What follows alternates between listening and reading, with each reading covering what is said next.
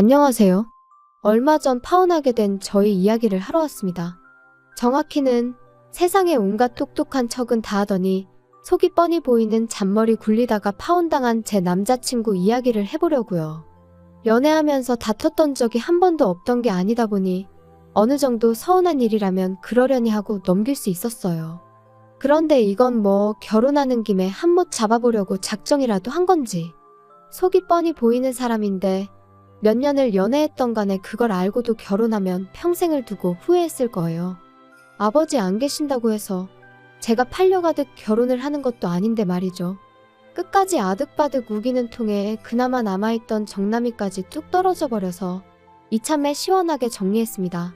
말씀드렸다시피 저희 아버지께서 제가 어릴 적에 일찍 돌아가셨어요. 어머니께서 혼자서 저 키우신다고 엄청 고생을 하셨죠. 집안 살림이며 직장이며 혼자서 고군분투하시는 와중에도 제 공부하는 것까지 다 챙겨주셨어요. 그걸 알기에 어머니께 더 애틋한 마음을 가지고 있습니다. 남들보다 더 각별한 모녀관계라고 자부할 수 있을 정도로요. 어려운 상황임에도 어머니 덕분에 걱정 없이 공부할 수 있었고 그 덕에 대학에도 들어갈 수 있었어요. 아버지 살아계실 적에 모아놓은 돈이 어느 정도 있었어서 저희 집이 대학은 꿈도 못 꿀 만큼 찢어지게 가난한 상황은 아니었지만 그래도 어머니 덕분에 대학교 들어가서도 학비나 생활비 신경 쓰지 않고 맘 편히 공부할 수 있었습니다. 그 덕에 졸업도 무사히 할 수 있었고 졸업 후에는 학교 선배의 동물병원에서 곧바로 실습도 시작할 수 있었죠. 실습이라 할지라도 월급이 적은 편이 아니었다 보니 이제부터는 제가 어머니께 효도를 할 차례라고 생각했어요. 그동안 아낀다고 못해본 외식도 해보고 쉬는 날 활용해서 당일치기 1박 2일로 어머니랑 국내 여행도 다니고 그런 식이었죠. 그렇게 저도 어느 정도 경력이 쌓이고 나서는 저도 제 병원을 열어보면 좋겠다는 생각이 들어서 비는 시간 틈틈이 활용해서 상가를 보러 다녔습니다. 하지만 그 비용이 말도 못할 정도로 엄청났어요. 살던 동네 근처에서 시작해 욕심을 버리고 그나마도 비용이 저렴한 경기도 구도심까지 찾아봤지만 월세 조건이 만만치 않았습니다. 그래서 개업을 포기하려던 찰나에 어머니께서 같이 어디 좀 다녀오자면서 저를 데리고 나가셨어요. 저를 데려가셨던 곳은 부동산이었습니다. 아버지께서 돌아가실 때 나온 사망보험금이 있었는데 그 돈을 그동안 저 모르게 굴리고 계셨다고 해요. 투자에는 워낙 초보셨다 보니 많은 수익을 내지는 못했지만 제 병원 차려줄 만큼은 되니까 걱정 말라시더라고요. 아빠가 살아있었다면 분명히 병원을 차려줬을 거라고. 그러니까 이건 따지고 보면 엄마랑 아빠랑 같이 해주는 거니 사양 말라고 하시는데 흘러나오는 눈물을 숨길 수가 없었습니다. 이제는 제가 효도할 차례라고 생각했는데 아직도 어머니 눈에는 제가 도움이 필요한 어린아이처럼 보였던 거예요. 그 사실이 죄송스럽기도 하고 너무 감사해서 정말 펑펑 울었어요. 부동산 계시던 분도 너무 감동적이라고 하면서 같이 울어주셨네요. 대신 저도 어머니께 하나 약속드린 게 있습니다. 앞으로 제가 버는 돈의 절반은 어머니 드리겠다고요. 사실 그 돈을 다 써버리면 어머니 노후 자금을 다 쓰는 거나 마찬가지였거든요. 그러니 제가 그냥 빌려서 갚는 거라 생각하시라고 했어요. 개원은 제가 눈여겨보았던 경기도권 구도심에 하게 되었습니다. 인구가 많지는 않은 지역이긴 하지만 제 병원이 있는 상가 주변으로 아파트가 엄청 많이 들어서 있는 좋은 입지 조건이라 수익은 제가 생각했던 것보다 훨씬 더 잘 나왔어요. 그렇게 열심히 일하던 와중에 저도 연애를 시작하게 되었습니다. 남자친구는 같은 건물 5층에 있는 학원에서 수학을 가르쳐주는 수학 선생님이었어요. 제 병원은 건물 1층에 있었는데 통일이 너머로 저를 보고 첫눈에 반했다며 매일같이 저한테 커피도 사다 바치며 끈질긴 구애를 하던 사람이었죠. 넉살도 좋고 유머 감각도 좋아서 저도 남자친구한테 호감을 느꼈고 이내 저희 사이는 연인 사이로 발전하게 되었습니다. 그렇게 1년 반 정도 연애를 하다가 둘 사이에 결혼 이야기가 오가게 되었고요. 너무 늦은 건 아니었지만 둘 다 나이가 있다 보니 결혼 이야기가 나오기 전에도 종종 서로의 미래에 대해서 이야기를 자주 나눴었습니다. 그 당시에 나눈 이야기들이 결혼과 연관된 이야기이긴 했지만 그때 당시에는 결혼 약속을 했던 사이가 아니었다 보니 서로 이야기를 나누면서 가치관으로 부딪힐 일이 전혀 없었죠. 결혼 약속을 한 이후에도 나누었던 이야기들이 있으니 모든 게 순조로울 줄 알았지만 남자친구의 어머님, 그러니까 예비 시어머니가 될 뻔했던 그 욕심 많은 사람이 나타나면서 언제 그랬냐는 듯 조금씩 모든 게 틀어지기 시작했어요. 예비 시어머니는 왕년에 유치원 보조교사 일을 하셨다고 합니다. 그 아들인 남자친구도 지금 학원 선생님을 하고 있다며 당신들 집안이 교육자 집안이라는 얼토당토하는 논리를 펼치셨어요. 그때는 그냥 남자친구의 밝은 성격이 코에 걸면 코걸이, 귀에 걸면 귀걸이, 좋은 게 좋은 거라고 맘대로 생각하는 어머님을 닮아서 그렇구나 하고 좋게 생각하려고 했었죠. 그런데 수의사인 저를 약간 깔보는 듯이 말을 하더라고요. 내가 어디서 들었는데 수의사 공부도 쉬운 게 아니라더라 하면서 그 정도 머리면 차라리 사람 고치는 의사 공부를 하던가 아니면 돈 잘 버는 한의사 공부를 하지 그랬냐고 빈정거리듯 말을 하더군요. 똑같이 칼질하고 주사 놓고 하는데 너무 명예가 없는 거 아니네 어쩌네 저쩌네 하면서요. 피부과 의사가 돈을 쓸어 모은다더라 하면서 왜 수의사의 길을 택했냐고 묻는데 물론 거기에 비할 바는 아니지만 제가 얼마나 버는지도 모르면서 그런 이야기를 초면에 뱉어내니 기분이 엄청 나빴습니다. 그렇다고 거기서 내가 돈을 얼마나 잘 버는지 아느냐고 자랑할 것도 아니었기에 굳이 제 직업에 대해 따로 설명하지는 않았어요. 그런 말 듣고 해명하는 꼴도 우습다 생각했고요. 예비 시어머니는 그래도 우리가 교육자 집안이 아니겠냐며 당신을 스스로 깨어있는 시어머니라고 자칭하더라고요. 시집살이 그런 것도 못 배운 사람들이나 시키는 거지. 자기는 그런 거 시킬 생각은 꿈에도 없다고요. 아들 장가 보내면 둘이 알아서 잘 살게 내버려둬야 자식들도 알아서 나중에 효도하고 그런다 하면서 자기가 얼마나 오픈마인드인지 설명하기 바빴어요. 하지만 하나 강조한 게 있는데 요즘은 맞벌이는 선택이 아닌 필수라고 하면서 결혼했다고 해서 집에서 살림만 할 생각은 꿈도 꾸지 말라고 하더군요. 우리 아들이 혼자 버는 꼴은 눈에 흙이 들어가도 못 본다시면서요. 애초에 제가 결혼해서 살림할 생각이었다면 개원도 안 했을 거 아니겠냐고 따져묻고 싶었습니다. 쉴 생각은 추호도 없었는데 그것보다 더 기분이 나빴던 건 역시 저를 학원 선생님인 남자친구보다 밑으로 깔고 보는 예비 시어머니의 태도였어요. 이미 대화 나누는 와중에 몇 번이고 한마디 해야겠다 그런 생각까지 들었는데 일단 결혼 이야기 나오고 처음 인사드린다고 나온 자리였다 보니 몇 번을 속으로 눌러 참으며 그냥 이 자리가 빨리 끝나길 기다리고만 있었네요. 안 끝날 것만 같았던 인사 자리도 겨우겨우 끝나게 되었어요. 예비 시어머니는 다음에는 상견례 할 때나 보겠네 하면서 자리를 떠나셨죠. 남자친구가 우리끼리 데이트나 더 하다 가자고 제안을 했는데 기분이 영 아니었다 보니 자리가 자리였던 만큼 내가 너무 긴장했었나 보다고 피곤해서 오늘은 안 되겠다 말하고 집에 돌아와 버렸습니다. 저희 어머니께서 예비 시어머니 만나고 온 자리는 어땠냐며 궁금해하셨는데 아무 말도 해드릴 수가 없었네요. 그냥 남자친구한테 했던 말 그대로 너무 긴장했어서 경황이 없어서 무슨 말 나누었는지도 잘 기억도 나질 않는다고 하고 넘겼습니다. 그리고 일주일 지나서 남자친구와 만났어요. 일터가 같은 건물이다 보니 남자친구가 매번 하던 것처럼 커피 사들고 병원에 찾아오긴 했지만 바쁘다는 핑계로 남자친구를 그냥 돌려보냈었습니다. 눈치가 있는 사람이라면 뭔가 이상하다는 걸 느꼈을 텐데 일주일 만에 만난 남자친구에게 그런 기색은 전혀 보이지 않았어요. 오히려 이제 우리 어머니도 만나봤으니 결혼 관련해서 좀 현실적인 이야기를 해봐야 하지 않겠냐고 들더라고요. 아직 우리 집에는 인사도 드리지 않았는데 벌써부터 너무 이른 거 아니냐고 했더니 어디서 나온 자신감인지 벌써부터 한번 뵙지도 않은 저희 어머니를 두고 장모님이라고 지칭하면서 장모님이 나를 마음에 안 들어 하실 이유가 없질 않냐며 그건 나중으로 미뤄도 된다고 하더라고요. 이미 저는 마음이 상할 대로 상해버렸지만 그래 뭐 어디 한번 무슨 이야기 하나 드러나보자 하고 카페에 자리를 잡았습니다. 현실적인 이야기, 뭐 어떤 걸 하려고 이렇게 급하게 순서도 바꿔가며 하자고 했는지 한번 말해보라고 했더니 우리 경제적인 부분에 대해서 한번 심도 있게 이야기를 해보자며 병원 운영하면서 나가는 고정 지출이 얼마나 되는지 그런 걸 물어보더라고요. 어디서 뭘 듣고 왔는지 모르겠지만 밑도 끝도 없이 고정 지출 이야기를 묻는 걸 보니 어떻게 직접적으로 제가 얼마나 버는지 물어보기 그래서 매출 규모나 한번 떠보려고 물어보는구나 싶었어요.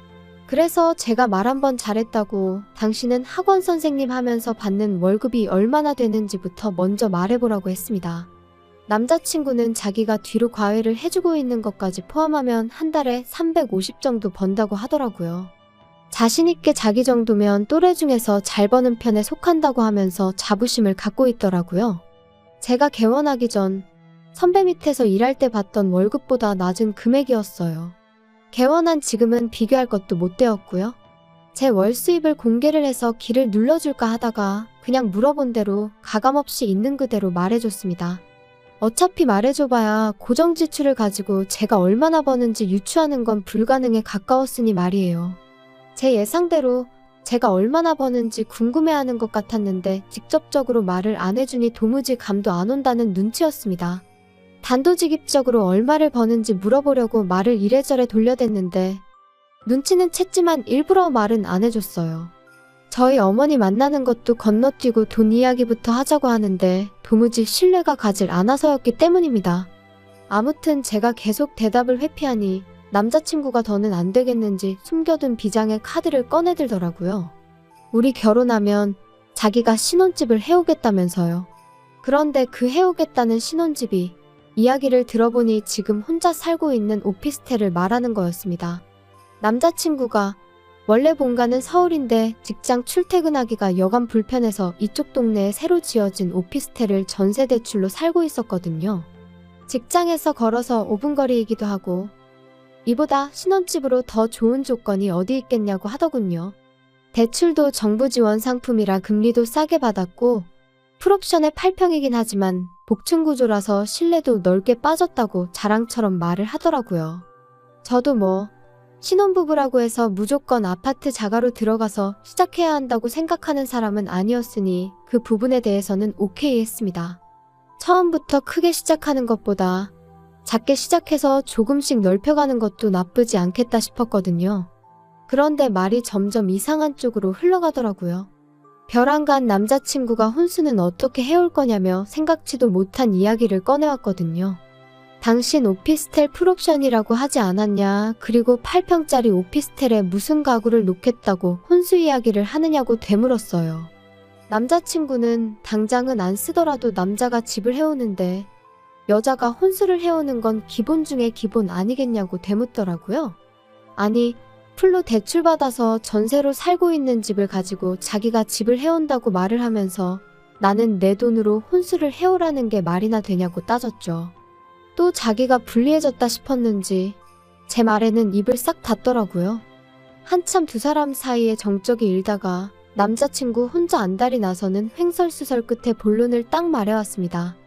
아까 말해준 고정지출에 대출금이 하나도 없던데 어디서 그런 큰 돈이 생겨서 빚도 없이 병원을 개원했느냐고요. 그래서 그것도 숨김없이 전부 있는 그대로 말해줬습니다. 아버지 사망보험금에 어머니가 재테크한 돈 합쳐서 개원해 주셨다. 대신 내 월 수입의 절반은 어머니한테 전부 드리고 있다고요. 남자친구는 그제서야 제 월 수입이 높다는 걸 감을 잡은 모양이었어요. 은근슬쩍 하나씩 물어보는 질문들이 다 그런 걸 염두에 두고 묻는 것처럼 들렸습니다. 어머니께 월급의 절반을 드리고 있는 건 어머니 노후자금으로 병원을 오픈한 거라 빌린 돈을 갚는 개념으로 드리고 있다고 말을 해줬죠. 그러고 나서 남자친구가 말 잘했다고 하면서 부모님 노후에 대해서도 지금 같이 이야기를 해보자더군요. 그러면서 대뜸 저한테 물어보기를 결혼하면 우리 부모님한테는 얼마를 드릴 생각을 갖고 있는지 좀 알려달라고요.